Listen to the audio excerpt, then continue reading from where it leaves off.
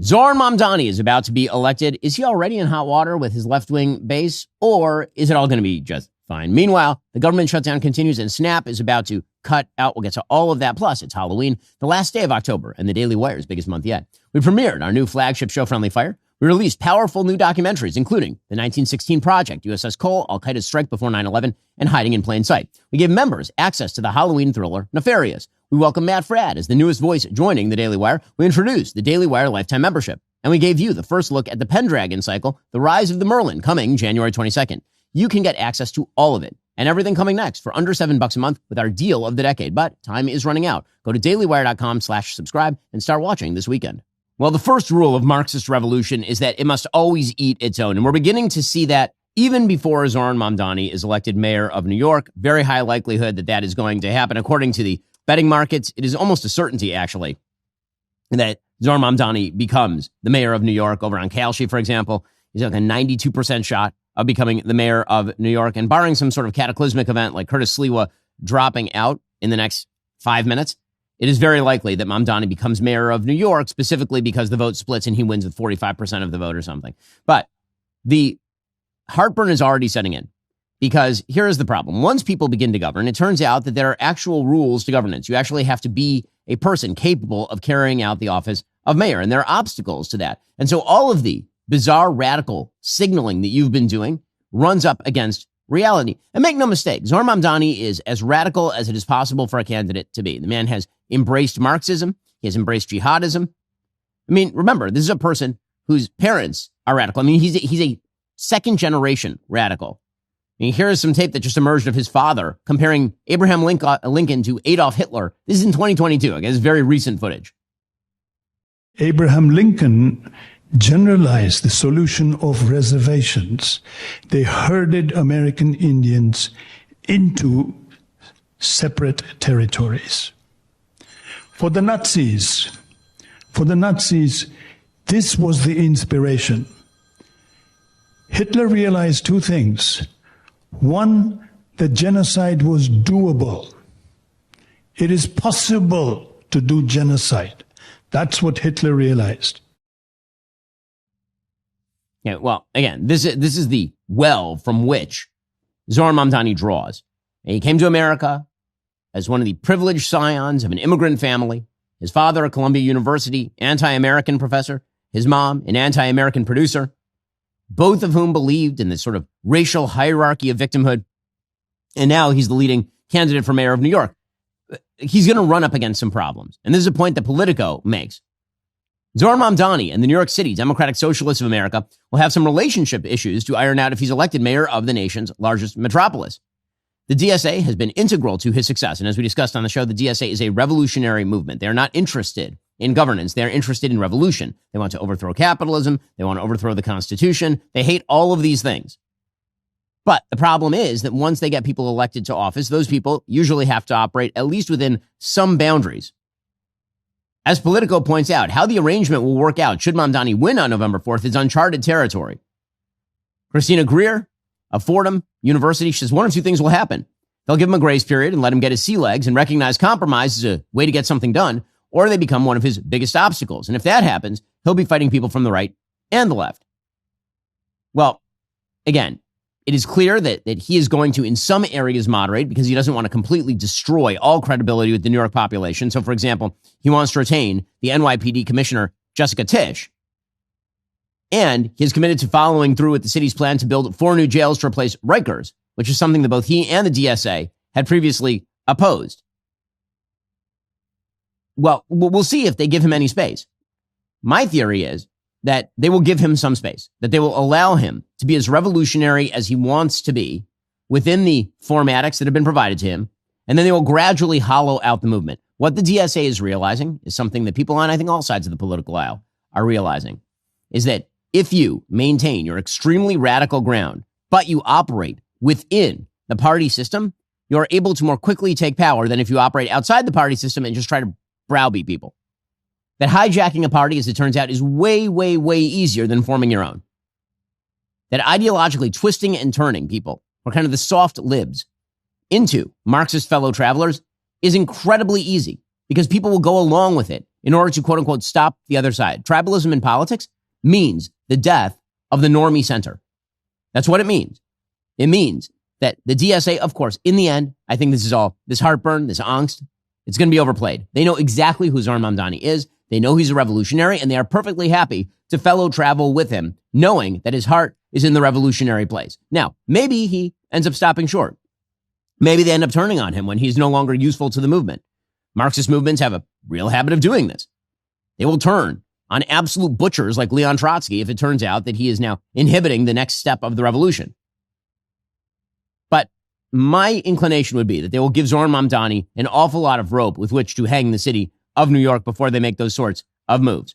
And again, the Democratic Party has now built itself around the radicals, which is why you see Ilhan Omar out there as a chief advocate for Zohran Mamdani on the basis that Zohran Mamdani is being attacked for his Islamic religion, not for the pro-jihadism or the pro-Marxism, or for the fact that he's never held a real day job and that he's one of the great leeches on the butt of American society. Now, according to Ilhan Omar, it's all about all the resistance to Zohran Mamdani is about the fact that he's a Muslim. Here she was on CNN.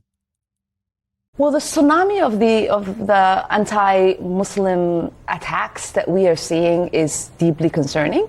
And I would hope that the Democratic leader in the Senate would recognize that and would offer support, not just to Mamdani, but the million Muslims who live in New York City and the millions who live in New York and in America. Now, again, the revolution is the only thing that matters here. The truth doesn't matter. The revolution is the only thing that matters. And apparently that's true even for many voters in New York. There's a brand new poll out, according to the UK Daily Mail, done for Jail Partners, talking about what New Yorkers think is going to happen if Mamdani is elected. In that poll, he has a 15-point lead over Andrew Cuomo, the former New York governor. The poll shows that many New Yorkers who do not support Mamdani are convinced he's going to destroy New York. They think that his mayoralty will mark a return to urban decay of the 1980s when the city was blighted by poverty, rampant crime, crumbling infrastructure, and abandoned buildings. Even his own supporters think he will make anti-Semitism in New York worse rather than better, which of course is obviously true since he really, really, really is an anti-Semite. Among voters who have made up their minds, Mamdani was on 46% support according to the poll. He has a 35-point lead over Cuomo for voters under the age of 30, according to this new poll. The poll finds that New Yorkers expect a huge variety of problems to get worse under Mayor Mamdani. 47% of New Yorkers think crime and violence will get worse. Only 32% believe the city will be safer. For voters under 30, 49% believed that safety would improve under Mamdani. But among the over 65s, only 26% thought the city would be safer, showing that there's a real problem with prefrontal cortex development among people under the age of 30, obviously. Most New Yorkers think that there will either be no change or that affordability of housing will get worse under Zohran Mamdani. The vast majority of New Yorkers think that the number of businesses will either stay the same or go down. 43% of New Yorkers, a plurality, think that number of businesses will go down. The risk of terrorism will dramatically rise, 39 to 18. And so, again, it's not as though New Yorkers are unaware of what's happening here. New Yorkers are perfectly aware. It's just that they are willing to risk it. They're willing to risk it because they want to make the revolutionary statement. They want the revolutionary statement. In fact, non-Mamdani voters, they say that disaster is like the number one thing about Mamdani. Like, there's a word cloud of words that they use when they're polled, how to describe Mamdani. And they said, New York will be a disaster, a bleep hole, destroyed in hell. How about the people who like him? The people who like him say affordable, improved, equitable. Okay, so New York City is split like much of the rest of the country, right down the middle. But in the end, the bottom line is that most New Yorkers, a plurality of New Yorkers, understand things are going to be bad, but they don't have the strength to stop him. That is the real key to this election. The key to this election is not that Mamdani is overwhelmingly popular. He is not. He's scoring in the mid-40s in every poll. The key to the election is no one has the balls to stop him. Sliwa's not dropping out, which means support can't consolidate around Cuomo. Cuomo's attack lines all seem to be directed at Republicans rather than at Mamdani, bizarrely, suggesting, well, if Mamdani takes over, then Trump is going to attack this. Really? That's your line? Your line isn't that he's going to make crime worse and prices worse and back jihadism and back anti-Semitism and Marxism? The moderate, squishy left has given way to the radicals, and their silence speaks volumes. It is why you've seen so many mainstream Democratic figures swirl and swivel behind Mamdani and decide that it's perfectly fine for him to take a leadership position. And this is what happens to many parties, the so-called moderates who are more invested in the success of the party than they are in the principles of the party, give way to the people who are more interested in shifting and moving the principles of the party than they are in the success of the party. That is sort of the truism on both sides of the aisle when it comes to politics these days. Already coming up, the snap cutoff is coming. What does that mean for the government shutdown? First, buy gold, get free silver. That's right. For every $5,000 purchased from Birch Gold Group this month in advance of Veterans Day, they will send you a free patriotic silver round that commemorates the Gadsden and American flags. Look, gold just hit $4,000 an ounce. It's up over 50% since the beginning of this year. Birch Gold can help you own it by converting an existing IRA or 401k into a tax-sheltered IRA in physical gold. Plus, they'll send you free silver honoring our veterans on qualifying purchases.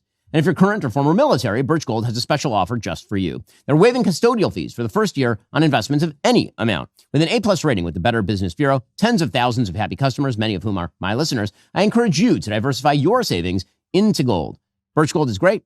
I've gotten gold from them multiple times at this point. I re-upped with them fairly recently. It's really easy. You give them a call, you ask them all your questions, and next thing you know, the gold's in your safe. Text my name, Ben, to the number 989898 for a free info kit and to claim your eligibility for free silver with qualifying purchase before the end of the month. Again, text my name, Ben, to 989898. Do it today. Text my name, Ben, to 989898. Also, all right, folks, let's talk about something that actually matters. Honoring American veterans on Veterans Day. Legacy Box has been with the Ben Shapiro Show for years. They've helped preserve the memories of over 1 million families. Now they're teaming up with all of us here at the Daily Wire to give back in a big way.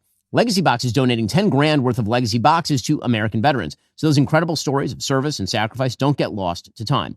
Here's where it gets personal. If there's a veteran in your family, head on over to dailywire.com/legacybox or click the link in the show notes to submit your story for a chance to feature your legacy right here on our show. But if you don't have a veteran in your life, you still have a legacy that you need to preserve. Right now, Legacy Box is giving all of my listeners exclusive access to this deal in honor of Veterans Day. Just $9 per tape to digitally preserve your family memories. I mean, that really is priceless. Legacy Box is the world's largest digitizer. Again, they've helped over 1 million families relive those most important moments. If you order right now, you can still get your digitized memories back in time for the holidays so you can relive those precious moments as a family. There's nothing like watching yourself as a kid with your parents, with your grandparents. It's an amazing, amazing experience. Whether it's loved ones in uniform or your family's holiday mornings, preserve the stories that shaped you. Head on over to legacybox.com/Shapiro today to preserve your family's history. That's legacybox.com/Shapiro.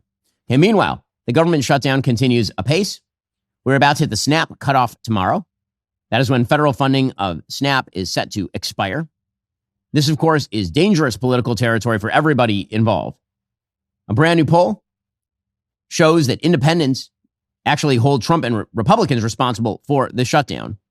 According to the latest polling data from Washington Post, ABC News, Ipsos, 45% say Trump and the GOP are mainly responsible for the shutdown. But 30%, actually, which is what they used to say Democrats were at 30%, 33% believe the shutdown is Democrats' fault in the latest poll. And among registered voters, 37% blame Democrats and 46% blame the Republicans. 3/4 of American adults say they are very or somewhat concerned about the shutdown. Concern is now growing. I mean, let's be real about this. Obviously, a huge number of Americans are dependent on SNAP. That's the Supplemental Nutrition Assistance Program. A huge number of Americans. I mean, in my own community, the call for private charity has gone out to replace that. We're giving because we want to make sure that people have food. In the story of SNAP really is the story of increased dependency in the United States and how government crowds out charity and generates poverty. I mean, the fact that there are 42 million Americans on SNAP is totally insane. 1 in 8 Americans is currently on SNAP. In 2023, we spent $145 billion on SNAP programs. And it's not just going to people who are abjectly poor. Something like 4 in 10 SNAP households have at least one working adult, meaning a large portion of people who are getting it already have jobs. SNAP has become actually what it actually is a corporate subsidy in many ways.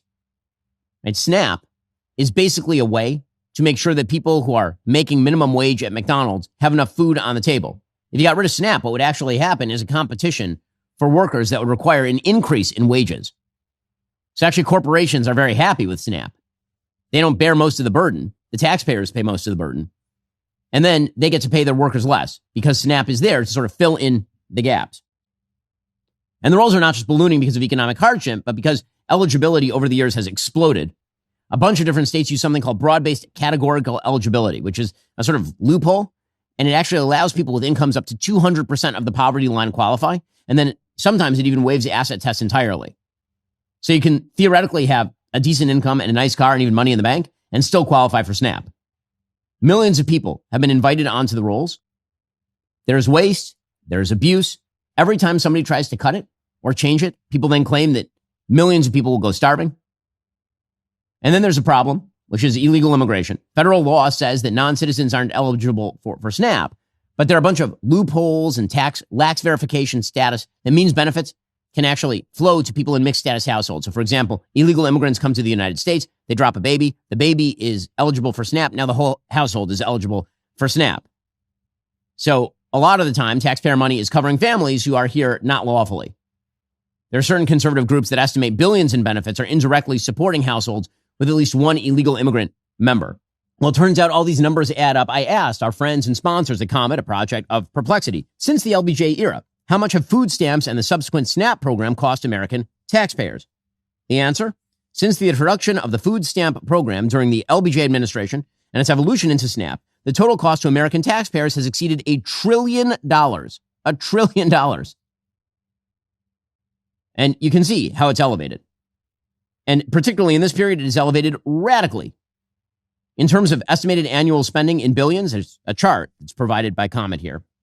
In the 70s and 80s, it was $10 to $20 billion annually. Today, it is somewhere between $90 and $130 billion every single year and is only growing.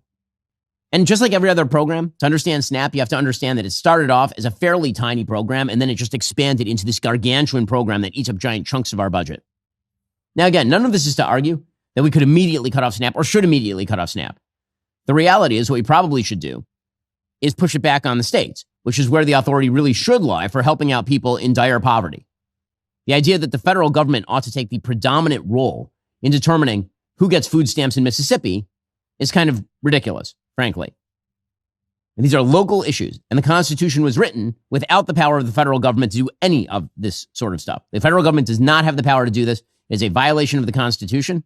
That does not mean that localities, cities, states, churches shouldn't do something. But this is just another example of how things that start off as small programs end up just eating the entire budget of the federal government. If you want to talk about the expansion of the national debt, you can't do that without talking about these entitlement programs. This thing, like Social Security, started off under FDR, and it started off small. In 1939, FDR launched the first food stamp program. The goal at the time was sort of dual. One was to help people who were poor afford food, and the other was to boost the price of crops, because the Great Depression involved a shortage of money supply. And so one of the things that happened is prices dropped dramatically.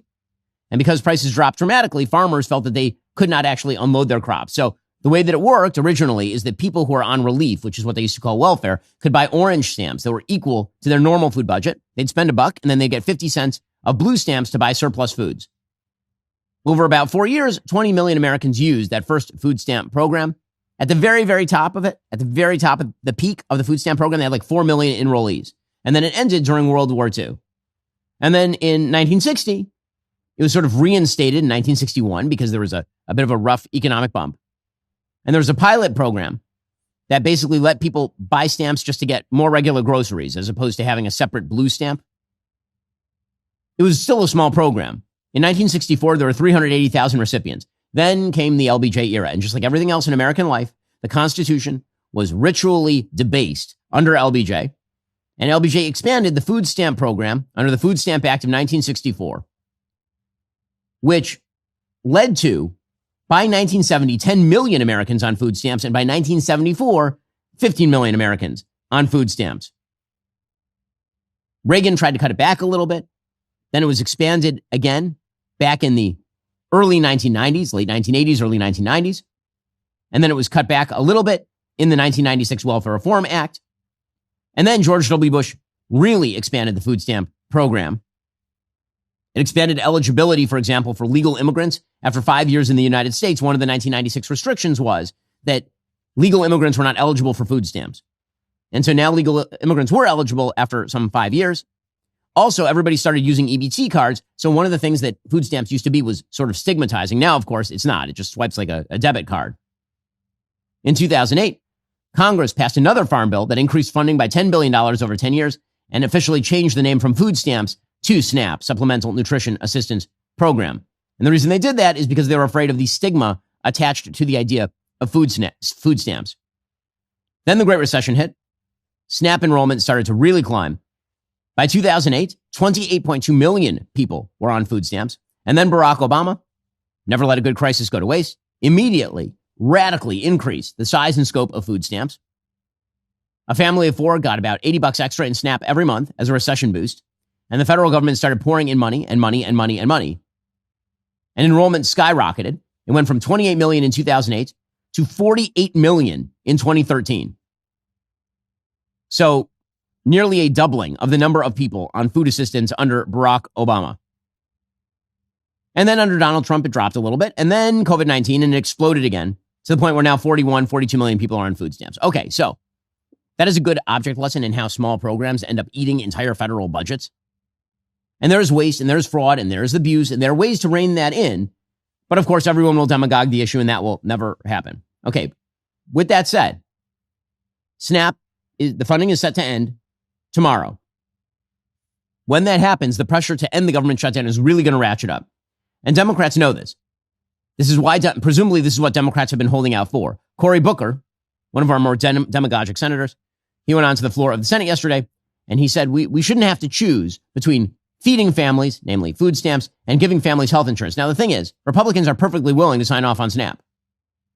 The CR would fund SNAP. It would not restore Obamacare benefits that Joe Biden put into place as a massive supposed temporary extension during COVID.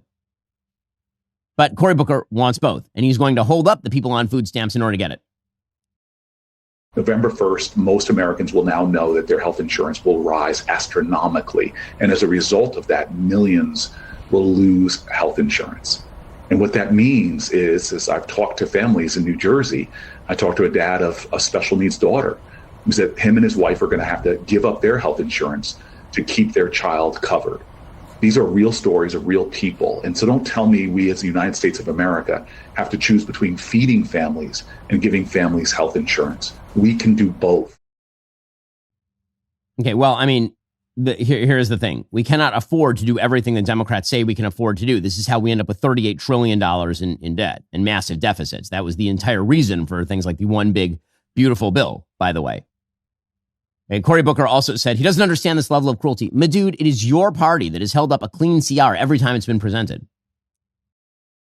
And so I don't understand this level of cruelty from the Republican Party right now, especially because when I talk to New Jerseyans, and I've been meeting with people from hospital boards to people who run our food banks, many of them Republicans actually, who can't understand why we as a country would cause this much intentional pain to about half of our country that are struggling right now to make it. So, again, this sort of projection is pretty astonishing. Speaker Johnson, for his part, he says, I'm not the one who's been drawing this line. Democrats have been drawing this line. But why are you drawing the line now on 40 million Americans who literally will not be able to eat without government assistance? Why not help them in the short term?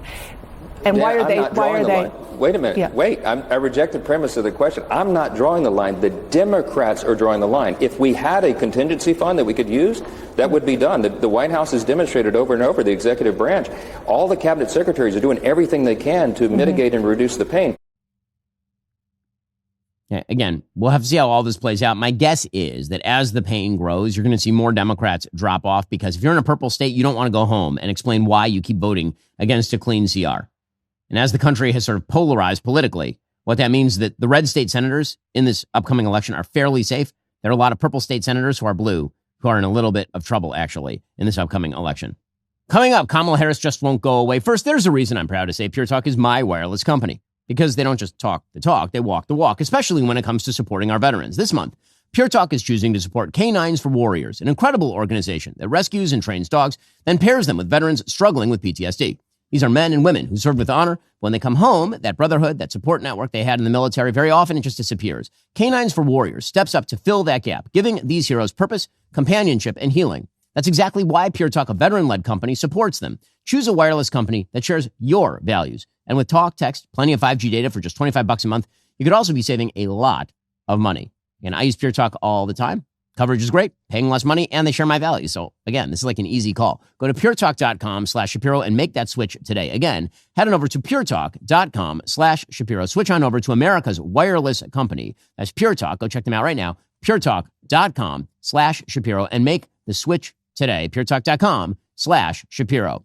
Also, everything just feels expensive these days. I mean, if you go to the grocery store, it is a fortune. It's actually easy to brace for a higher price, easier than what you actually end up paying. When it comes to life insurance, actually, 72% of Americans overestimate how much it actually costs because actually it costs less than you think it does. That's where Policy Genius comes in, making it fast, simple, surprisingly affordable to get covered so your loved ones have a financial safety net. See if Policy Genius can help you find 20-year life insurance policies starting at just $276 a year for $1 million in coverage. Shopping for life insurance can feel overwhelming, but Policy Genius makes the whole process simple and stress-free. In just a few clicks, you can compare quotes from top insurers across the country and find coverage that actually fits your needs and your budget. Their team of licensed agents is there every single step of the way, answering questions, handling the paperwork, even advocating for you so you don't have to worry about the fine print. Instead of leaving you guessing, Policy Genius lays out your options clearly, coverage amounts, prices, terms, so you can make a confident choice. And with thousands of 5-star reviews on Google and Trustpilot, it's no wonder Policy Genius is trusted as the nation's leading online insurance marketplace for people looking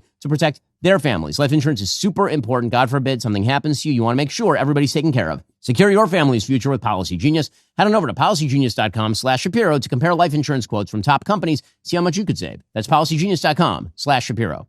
All right, it's time for some fast facts. We begin with the fact that Kamala Harris is not president, thank God.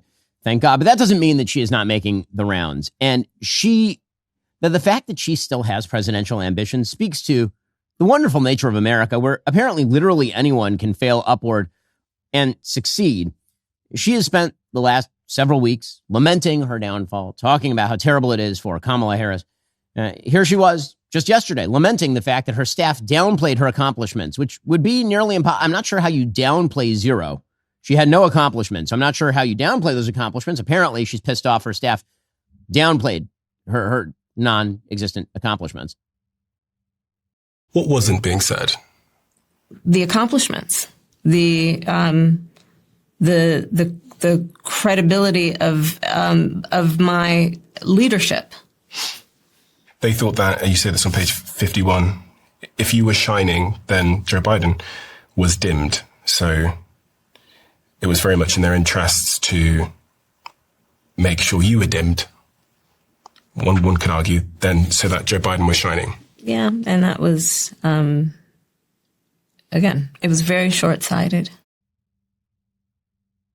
So according to Kamala Harris, it's because everybody was trying to boost Joe Biden, but not Kamala. Well, I'm old enough to remember because I'm more than 1 year old when the entire media decided that she was brat and she was cool and she was uber competent. 9th look at Kamala Harris. Remember all this? I mean, do we all have short-term memory loss around here? Have we turned into Joe Biden with the Alzheimer's and everything? Like, what are we talking about here? Seriously. Like, the gaslighting here is so strong. And then but at the same exact time, by the way, that she says that people were downplaying her in order to upplay Biden, she'll go on Jon Stewart's show and call Joe Biden competent, which stuns even Jon Stewart. Yo, I'm not talking about competence. Oh, right. okay. Yeah. No, I'm not talking about competence at Right. all. No, I believe he was fully competent to serve. Do you really? Yeah, I do. That surprises me, actually. No, I do. Well, that's a little bit awkward. That's a little bit awkward. Yeah, that Jon Stewart pause right there. And then she was asked by Jon Stewart about the Democratic establishment. She says, I don't know who that was. I have no idea who. You were the vice president of the United States. It was you. That would be you, lady. Do you think that the Democratic establishment would agree with that? I don't know who the establishment is at this point. Right. Oh, God, that's a whole different problem, isn't it? Yeah, isn't it? The Democratic establishment, those are the people who decided to make room for the nut jobs. And now, Kamala Harris is left out in the cold because she's uninspiring and terrible. She will go away. She's not going to run for president again. It would be foolhardy for her to do so. Even when she tries to do the thing that apparently animates Democrats, she's bad at it. Here she was ripping on Donald Trump's ballroom on Jon Stewart as though this is a great issue of import. Are you kidding me? This guy wants to create a ballroom for his rich friends while completely turning a blind eye to the fact that babies are going to starve when the SNAP benefits end in just hours from now? Come on. So what? I'm not going to be distracted by, oh, does the guy have a big hammer? What about those babies?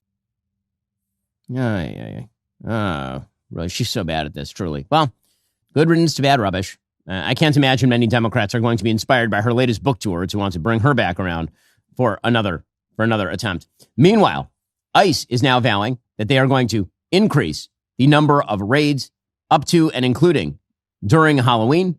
According to the Chicago Sun-Times, Homeland Security Secretary Kristi Noem on Thursday swiftly denied Governor J.B. Pritzker's request to halt immigration enforcement operations throughout Chicago for 3 days so children could safely celebrate Halloween.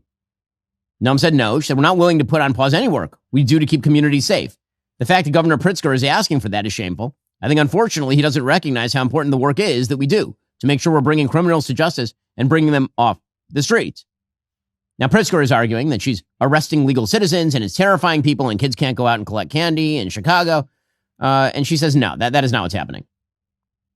He's just not telling the truth. He's lying. And, it's hard to fight constant lies and attacks from this governor, but we will constantly stand up for the truth and for those people that live in those neighborhoods who want peace, they want safety, and they want these criminals out. Every day we're on the streets of Chicago arresting people who have committed murders, rapists, those who are trafficking drugs and have been, victimizing that city for years. We finally have a president in the White House who wants to make this a safe environment for every single American citizen. And no matter what Governor Pritzker says, we're going to do our job. We're going to protect the people of Chicago. Again, I'm bewildered as to why Democrats want to take this position. You want to talk about radical, idiotic positions? Like, this is the equivalent of saying the police should stop enforcing crime for 3 days during Halloween because they might pick up potential criminals in areas that harm children or something. Like, what are you talking about here? People committing crimes should be arrested and prosecuted to the fullest extent of the law, regardless of the day of the week or the year. That's really silly. Pritzker said he was respectfully requesting the pause from Friday to Sunday in and around homes, schools, hospitals, parks, houses of worship, and other community gatherings where Halloween celebrations are taking place.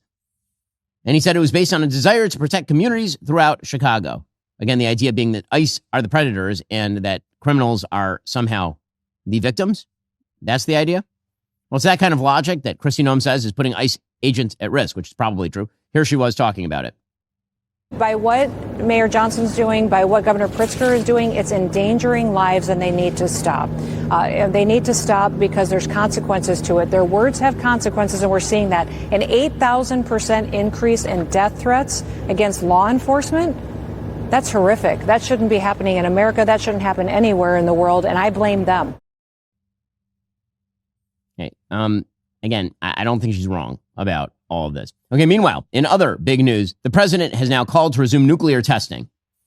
And the reason he's doing that is because Russia's doing nuclear testing. China's doing nuclear testing. And the idea is, guys, if you are trying to demonstrate your readiness, if you're trying to demonstrate your upgraded nuclear capacity, we can do the same thing. According to the New York Times, President Trump's unexpected declaration on Thursday that he was ordering the U.S. military to resume nuclear testing prompted visions of a return to the worst days of the Cold War, when the U.S., Russia, and China were regularly detonating new weapons, first in the atmosphere and outer space and then underground. It was an era of terrifying threats and counter-threats, of dark visions of Armageddon, and theories of deterrence by mutually assured destruction. Well, I mean, that wasn't a theory. That was a reality. That's why there wasn't a giant nuclear war, actually. That age supposedly ended with the arrival of the Comprehensive Nuclear Test Ban Treaty nations agreed to in the mid-1990s. But not enough of the signatories ratified it for the treaty to come fully into force. President Trump said, we halted it many years ago, but with others doing testing, I think it's appropriate we do it also. Now, the only nation that's been regularly testing over the past quarter century is North Korea. They last conducted an explosive test in September of 2017. Russia made a declaration that they had tested 2 exotic delivery vehicles for nuclear weapons. So it is quite possible that what President Trump means is not that we're going to test nuclear weapons, but that we're going to test other weapons, missiles and such, because that's what Russia is doing. The last explosive test for China was 29 years ago. Now, again, do I think that Trump is actually going to revive nuclear testing for no reason because Pyongyang did something in 2017? I do not. But I think that the president saying to Russia and China, guys, back off. Back off. Like, if you do this, we're going to do the same thing. We're not going to sit by and watch you revivify your nuclear programs while we don't update, while we don't prepare. Mutually assured destruction, which was a successful theory, rested on the assumption that you could, in fact, and would, in fact, destroy the opposite side if they fired on you. And if that threat goes away, so does the mutually assured destruction. And if that happens, the nuclear likelihood actually becomes higher, not lower. So frankly, I'm fine with the president articulating this. Do I think the United States should unilaterally lead off a new round of nuclear testing before Russia and China do anything? I don't. But if Russia and China make moves to do this sort of stuff, of course we should signal. I don't see a choice but to counter signal, actually. And the sort of bizarre outrage that has erupted over this is though President Trump is ushering us into a new world of nuclear warfare. No, Russia and China are very, very aggressive right now, and both have threatened nuclear conflagration over the course of the last several years, Russia most particularly. Okay, meanwhile, I do want to point out one critic of the president of the United States. This is Marjorie Taylor Greene. If you ever wonder how the media works, this is how the media works. It's pretty astonishing. The media are perfectly happy to promote and prop up people who oppose President Trump, even if they hate them on all other fronts. The strange new respect happening here for Marjorie Taylor Greene, a double-digit IQ conspiracy theorist who got herself elected to a Georgia congressional seat and now seems to think she's an ideological thought leader of the Republican Party because she hangs around with famous podcast hosts. Well, apparently now she gets to go on The View. Isn't that exciting? Isn't that wonderful? Here's Whoopi Goldberg announcing excitedly that Marjorie Taylor Greene has earned the ticket to the big show. That's why when you said Marjorie Taylor Greene, I'm happy to say that she's going to be here on Tuesday. Oh, yeah. Yeah. It's election day. Because it happens to be election day. And, you know, I don't know how many things we agree on, but I know the one thing that she and I and all of us at this table agree on is this should not be affecting the American people. Wow, that's how I know that she's a good person, is because she agrees with Whoopi Goldberg. But don't worry. Marjorie Taylor Greene isn't dividing the right. It's just anybody who notes that Marjorie Taylor Greene is dividing. If you notice that, you're dividing the right, apparently. Okay, meanwhile, our country is getting stupider. Idiocracy was a documentary. Kim Kardashian has become yet another famous person to suggest that the moon landing was faked. Which, I mean, good Lord. This is so stupid. I understand that we are now a country rife with conspiratorial nonsense, distrusting of all authorities, including the authority of actual honest-to-God history. But perhaps we should not listen to people who say dumb crap all the time. I don't know, just an idea. I'm sending you, so far, 1 million interviews with both Buzz Aldrin and the other one. Do it. And this girl says, what was the scariest moment? And he goes, there was no scary moment because it didn't happen. It could have been scary, but it wasn't because it didn't happen. So he's gotten old and now he slurs on his thing. Dude. Yeah. So I think it didn't happen. Mm-hmm. I'm going to go on a massive deep dive is what's going to happen. Okay. I'm going to go on a serious deep dive. I center conspiracies all the time. Because you're not a smart person. I mean, that's the whole thing. And yet somehow there are people who believe that people who make them more unintelligent and less capable of understanding the world ought to be admitted to positions of high cultural authority. Actually, NASA acting administrator Sean Duffy fought back against this nonsense. He said, yes, Kim Kardashian, we've been to the moon before 6 times. And even better, Artemis is going back under the leadership of the president. We won the last space race. We'll win this one too. Yes, we've been to the moon. Just stop with this crap.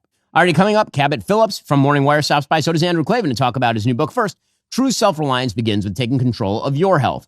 Armor Colostrum harnesses nature's original blueprint for resilience. Packed with over 400 bioactive nutrients, Colostrum fortifies your gut and strengthens your immune system from the cellular level up. When you invest in your health, you invest in your ability to show up fully, think clearly, and stay in control, no matter what comes your way. Look, our bodies are under constant assault. Toxins, processed foods, relentless stress. Your gut is your first line of defense. Most supplements only address part of the problem. Armra colostrum is different. It isn't just another supplement. It's a bioactive whole food, a pure concentrate of bovine colostrum that's sustainably sourced with a commitment to calf-first sourcing. It's packed with over 400 bioactive nutrients that fortify your entire gut wall system, not just one piece. This means balanced and strengthened immune health, better digestion, less bloating, and support for healthy metabolism and fat burning from the inside out. Elite athletes have been using colostrum for years because it enhances nutrient absorption, builds lean muscle, and speeds recovery. But the benefits go deeper. Cellular level support for hair, skin, energy, everything. This isn't processed or manipulated. It's pure, potent, and natural. Your body's blueprint for rebuilding itself the way it was designed to function. 4 daily servings, infinite benefits. We've worked out a special offer for my audience. Receive 30% off your first subscription order. Go to armra.com/Shapiro or enter Shapiro to get 30% off your first subscription order. That's armra.com/Shapiro. Also, you ever read protein bar labels and you feel like you're actually reading off the ingredients to a chocolate bar or something? Most health bars are packed with sugars and chemicals.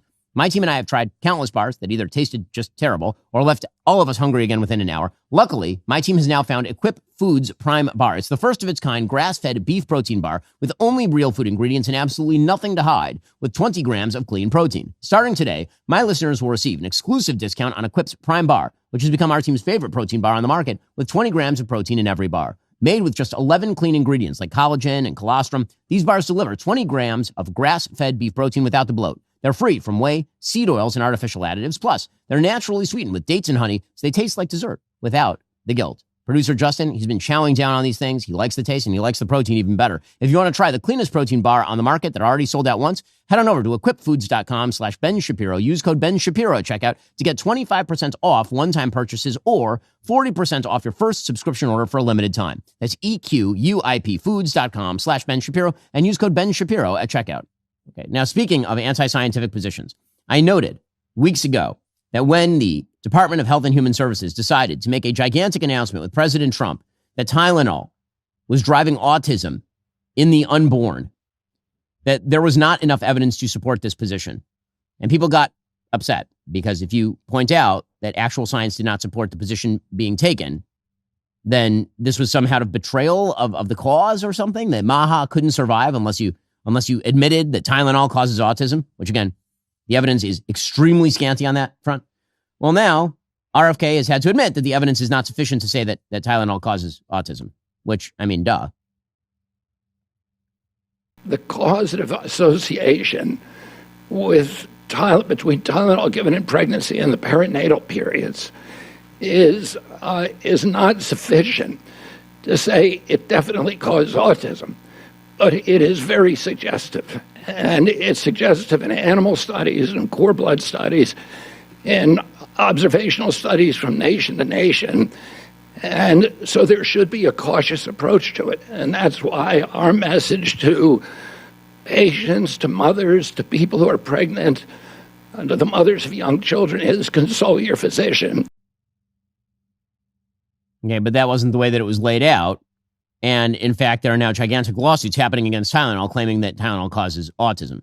So yeah, I don't know, just an idea. Maybe you should go only as far as the science actually is capable of supporting without jumping to the conclusion that you have solved the autism crisis by going after Tylenol or something. Joining us online is Cabot Phillips of our Morning Wire podcast, who recently made his New York Times debut, which we'll get to in a moment since it is, of course, Halloween. But first, Cabot, I want to talk to you about your speech at the University of Iowa. Things got pretty heated over there. Yeah, that's right. I've been going to a lot of college campuses, been to about a dozen college campuses this semester since Charlie Kirk's murder. This was a YAF event at the University of Iowa. And there were a lot of very angry leftist students that did not want me there. That happens at every campus. You know better than anyone how that happens when a conservative dares to show their face on a college campus. But there was one particular incident that happened at the University of Iowa that went very viral online. The students were out tabling, trying to advertise for the event. And a student came up, I believe you guys have the video, and was flipping the table, flipping people off, threatening them, and saying some obscene things to them as well. And I do have breaking news for the people that are watching that video. This was actually, I know this is going to shock people, this was, from what I've been told, a transgender student that was engaging in this activity. And I know it's hard to believe that a transgender college student could be capable of acting so irrationally, so illogically, so violently, but that is the situation. And during that event at the University of Iowa, during the week leading up to it, there were all sorts of students cheering this activity on, which makes sense when you know that this is how people feel about conservative ideas coming to campus. But most importantly was the response of people accusing me of doxing the liberal, allegedly transgender student that was flipping the table and threatening the YAF kids. I was doxing them for doing that, is what they accused, which is very ironic because the student was smiling to the camera, giving them the middle finger. The student was clearly very proud. They walked away and gave this dorky high five to one of the other leftist creeps that was standing behind cheering it on. So I don't know if doxing is the right accusation there. And then there were the number of kids saying they were going to come to the event, or the number of kids cheering on this student. And Ben, there were a good number of conservative students there. There were a good number of nice, politically agnostic kids in the middle. Not a single one of these crazy leftist students showed up. Not one of them came to debate. I would like to think that they were terrified of getting owned with facts and logic by Cabot Phillips. Maybe they were terrified that you would make a cameo appearance and that you would step in and smack them around, logically speaking. But none of them came, which again is not surprising. We see this kind of thing all around the country, but also we're seeing it more and more from administrations now too, trying to keep these conservative ideas from campus. I'll give you another example of this. The week before I was at Iowa, I was at the University of Maryland speaking to a Turning Point USA chapter there.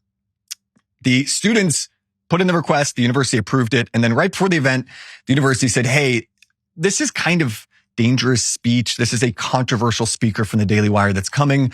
We're going to need to slap a private security fee on. So they told the Turning Point group, you guys have to pay for a private security company to come in and search people's bags and have metal detectors. You have to pay because of threats from the left. They put it on the students. Now, the Turning Point group was great. They said, we're not going to pay this. This is unconstitutional. Fire stepped in and sent legal letters to the school saying that this was a violation of the First Amendment because they were forcing the students to deal and have the onus because of threats from the left. And thankfully, ultimately, the Leadership Institute, a great conservative nonprofit, they stepped in and paid the security fees on behalf of Turning Point. But it didn't end there. Once the event started, I get to the campus. I actually thought that I was walking into the green room for the event because it was so tiny. It felt like the old closet I had in my Manhattan apartment. And I said, this is kind of a tiny room. This is weird. I guess there's something going on. The room quickly fills up with 40 conservative students. And then once they hit 40, the campus police made their appearance. They come in and they say, hey, the room is full. For security reasons, we didn't give you guys the lecture hall. We had to have a small contained space for security.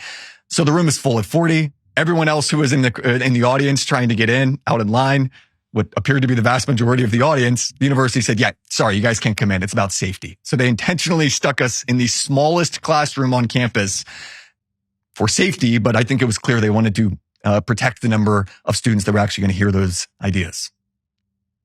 I mean, these two events seem to be intertwined. The heckler's veto is obviously incredibly strong. I wonder, Cabot, if you know whether this particular student who we have footage of, I mean, let's show the footage so people understand what you're talking about. Here's some of the footage of students flipping tables. The one particular student flipping tables, going crazy over University of Iowa. That's crazy. Oh, yeah.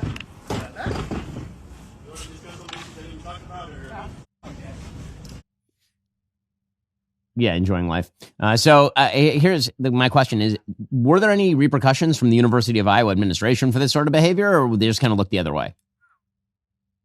To the best of my knowledge, there were no consequences. The students told me that as of the time of the event, that nothing had been done, that this was very par for the course, that this sort of thing was a common occurrence there. And I've asked them to follow up if anything happens. Again, I have not heard that the university did anything, which you'd think that they would want to crack down on this sort of thing, given the environment, given how many Americans were horrified by what happened to Charlie and are now keeping a closer eye on what is coming from the left on college campuses. There were dozens, if not hundreds of comments on a tweet that I posted from this video. So many of them were from parents saying, I have a student at Iowa, got into the University of Iowa circle, I guess, online. So many people saying, hey, I have a student here, or I have high school kids. I want them to go to the University of Iowa. Now I'm not sure. University of Iowa, what is your response? What are you going to do? So you'd think the school would want to step in and do something, but from what I've heard, they still have not. So meanwhile, Cabot, amidst all of this, you had your debut in the New York Times on of all topics, terrible Halloween displays. So this is over at the New York Times. There's a piece called "Have Halloween Decorations Become Too Scary?" And you were quoted because you were talking about how you walk out of the way a couple of blocks with your 18-month-old son because people are putting up these scary displays. This actually is, I think, for a lot of families, a real issue. That people who are, I think, a little too into the pagan aspect of Halloween have decided that it'll be lots of fun to put, pretty horrifying and terrifying images in public view where small children can see them. What do you make of the phenomenon? Well, they initially reached out because of some tweets that I had done saying that I think that people who put up overly gory and violent demonic displays should actively be shamed by people in their community. I might sound like a boomer here, but I remember growing up in the 90s, Halloween, crazy concept, was a holiday for little kids. You go trick-or-treating, you might see some spooky stuff, little ghosts and trees and maybe a little fake graveyard and skeletons, spider webs. But that is not what we're seeing more and more today with the advancements in technology and with the advancements of, creepy perverts in society. We have seen more and more overtly demonic, gory, over-the-top, violent displays. In my neighborhood alone, there's a 4-foot inflatable zombie toddler baby with fangs and blood dripping from its face and bulging red eyes. There are a number of decaying corpses hanging from nooses, swaying in trees. And so, when I'm walking with my son, he has no idea what he's looking at. He knows that he's terrified. I can't explain to him what it is. Hey, this is all fake. He's a little kid. He doesn't know that. And that's why this stuff is so dangerous to protecting the innocence of kids. And the response that I've gotten to this has been very telling. The number of people commenting on that New York Times piece, the number of people on my social media saying, "You're a Karen. You're the Scrooge of Halloween. Just tell your kid to look the other way." Karen used to be a phrase that just meant a middle-aged woman freaking out over a minor nuisance in her life. Now it's this catch-all phrase. Anyone in society who wants to protect certain basic cultural norms, they are a Karen. Anyone in society who wants to protect the innocence of little kids, they are a Karen. So in this case, I'm happy to be labeled a Karen if it means ignoring the requests of weirdos who want to traumatize little kids with violent displays in their front yards. I am happy to be a Karen standing with my fellow Karens in the bastion of normalcy when it comes to defending Halloween. And to the people that want to partake in the weird, gory, creepy, demonic stuff, all we're asking as parents, all we're asking as normal Americans is that you do it behind closed doors. Go buy a movie ticket and see a horror movie. Go buy a ticket to a haunted house and partake in all that stuff you want. Don't put it in your yard. There's a reason that if a guy wanted to celebrate Halloween by putting up a giant display of a topless witch in his yard, you'd say, no, you can't do that. That crosses the line. That's indecent. We're not going to allow you to put this nudity in your front yard for little kids to see. It should be the same thing with this violent stuff. And I'll end on this here. I think a big reason we're seeing this type of stuff happen is, number one, that people, they revel in exposing little kids to things they shouldn't see. They take sadistic pleasure in it. It's why we see kids being dragged to these, drag time story hours at libraries. It's why we see kids getting dragged to these crazy pride parades. There are a certain sect of society that takes pleasure in exposing kids to things and stripping their innocence from them. And second, there is this growing number of adults who want to prolong their adolescence as long as possible and take things meant for kids and make them for adults. That's why you see so many Disney adults who would no, Disney World is not actually for kids. It's for adults. And you need to accommodate me here. They're now doing that with Halloween, saying Halloween, it's not for little kids. It's just as much for adults, when we all know trick-or-treating and Halloween, it is for little kids. Adults can take part. At its core, it's for little kids.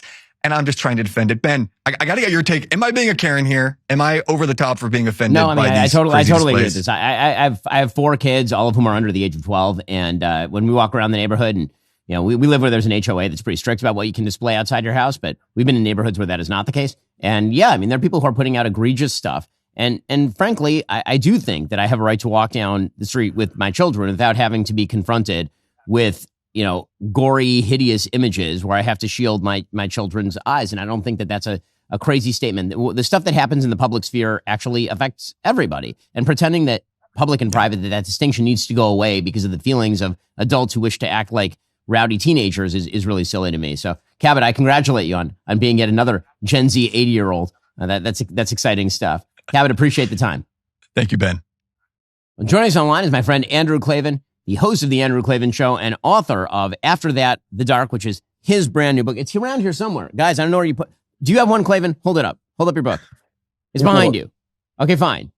There we go. Perfect. Thank you. Okay, and we just have to do this stuff on the fly. It is his latest book. It is his Cameron Winter Mysteries. This is the 5th book in that series. And like all of them, it is a fantastic read. So Drew, what was the sort of angle that drove you to write this particular book? Well, this guy has been looking for love through the whole series. You know, he's a former assassin. Kind of the things he's done weigh really heavy on him, and he doesn't feel he's worthy of love. So here's this guy who has incredible courage when it comes to danger, who's been trying to work up the courage to call this woman that he understands from at first sight is going to be somebody he is really connected to. And he finally takes her out on a date, and she knows that he likes to go around solving murder mysteries. So she tells him a true story about a locked room mystery, and he goes out to solve it just to impress her. And he finds that he stumbles into this incredible nationwide conspiracy that puts him in danger, puts this girl he's falling in love with in danger. And he realizes everything he's done to try and stop being an assassin has failed, because now he has to go and kill people to keep her safe and to stop these people. So it's kind of a locked room mystery. It's a thriller, and it's a love story. And I think it's just as good as anything I've written. I'm just so proud of it and pleased with it. I want everybody to take a look, because I really do think they're going to love it. And Drew, one of the things that's sort of fascinating about your books, and I've read a bunch of your books actually, which I don't like to admit publicly because, you might get a swell head, and we wouldn't want that to happen. But I've read a lot of your books. One of the things that you do when you write your books is you write not just, great plots and great characters, but thematically. There's always a lot of sort of symbolic thematics and important issues and even spiritual issues that you sort of bring up in your books. What were the ones that drove this one? Well, I think the whole Cameron Winter ethos is, how does a man who's been an anti-hero turn himself into a hero?